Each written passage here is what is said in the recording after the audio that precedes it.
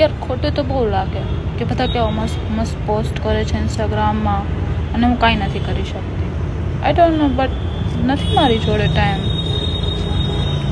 એક Wednesday week મળે છે, વીક ઓફ, એમાં હું કંઈ શૂટ કરી નથી શકતી. અને પછી એમ થાય છે બધાને કે આ કેમ શૂટ નથી કરતી, આ કેમ કોલેબોરેશન નથી કરતી, પણ ટાઈમ જ નથી તો કેમ કહું. મને ખોટું લાગે, મારે બી વ્યૂઝ ક્યારેક ઓછા આવે તો ખોટું લાગી જાય કે સાવ આવું એટલા ટાઈમથી મહેનત છે તો બી. બટ હું આખો દિવસ ફ્રી નથી હોતી એના માટે, કેમ કે મારે એના માટે ટાઈમ કાઢવો પડે જે મારી પાસે નથી.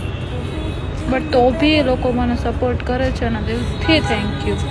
કેમ કે જે સ્ટાર્ટિંગ મેં કરી હતી ત્યારથી લોકો મારી જોડે જ છે, તો એનાથી વધારે તો વિશેષ મારા માટે કાંઈ ના કહેવાય.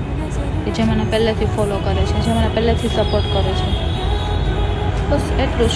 બાકી પછી બોલવું તો છે ઘણું, બટ ઓફિસથી આવો અત્યારે તો બધા અત્યારે થાકી જવાય તો કેમ બોલું. પછી વિચાર તો આવતો હોય કે મારે કંઈક બોલવું છે, હું કંઈક કહીશ, એક્સપ્લોર થવું છે, બટ નથી કરી શકતી.